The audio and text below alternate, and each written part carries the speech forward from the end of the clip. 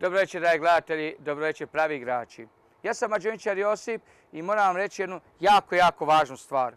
Naime, večeras neću vam ja pokazivati trikove, nego će vam jedan moj prijatelj, poznati mađioničar, izvesti jedan jako dobar trik i ja vjerujem da ćete uživati i da ćete se jako zabavljati. Pa pogledajmo moga prijatelja. Pozdrav pravim igračima, ja sam mađioničar Remi, naravno, mnogi me znaju. Ja nešto ovdje imam za vas, ja ovdje imam jedan mali čarobni štapić. A zašto imam mali čarobni štapić? Jer ja kad sam bio mali, imao sam mali čarobni štapić. A naravno, sad kada sam narastao, imam jedan veliki čarobni štapić. Ja držim u mojoj desnoj ruci jedan mali čarobni štapić. A u mojoj lijevoj ruci šta se nalazi? Jedan mali komad papira. Da li se još nešto nalazi osim čarobnog štapića i papira? Ne. Da li ja imam dugačke rukave ili kratke? Naravno, ja imam kratke rukave. Da ne bi neko možda rekao da mađioničar sakriva nešto u rukavu. Ne, ja ne želim ništa sakriti, ja vam uistinu želim pokazati pravi čarobni trik. Pazite sad dobro, ja u desnoj ruci držim što? Tako je, čarobni štapić. A u lijevoj ruci, tako je, držim papirić. Idemo se ovako dogovoriti. Idemo se brojati do, pa ajde rećemo, može do 5. Hoćete mi pomoći? Važi.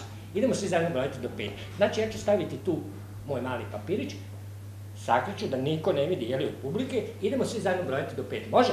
Idemo se dogovoriti. 3, 4. Znači brojimo do 5. Idemo. 1, da vas čuje. 2, tako je. 3, 4, 5. Wow! Pa da vi vjerujete? Pa sad sam malo primao moj čarobni štapić. Pa sad sam ga držao u ruci. Ja, pa šta ćemo sad? Pa ovo nešto nije u redu. Jel vi niste ništa primijetili? Mislim, niste ništa primijetili. A znate šta, ja sam vas prevario. A pogledajte gdje sam ga sakrio. Jel vidite, tu iza uha. Jesam vas prevario. Idemo sad ozbiljno. Ovo je bila mala šala. Znači, brojimo sad ozbiljno do 5. Idemo. 3, 4. 1, 2, 3, 4 i 5. Može? Ovo će biti teško. Idemo probati.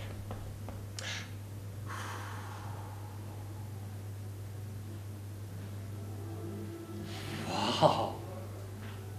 Pa on je uistinu nestao. Wow! Jel vi to vjerujete?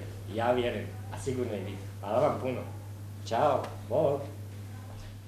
Ma bravo, ovo je bilo izvanredno. Ja sam uživao gledajući ovaj trik, nadam se da ste i vi uživali. I nadam se da ćemo i sutra uživati u novim trikovima i u novim dogodovštinama u našoj i vašoj omiljenoj dječjoj TV emisiji Pravi igrači. A što da vam kažem na kraju, puno čarobnih pozdrava iz Vile Magic i vidimo se i sutra navečer. Pozdrav!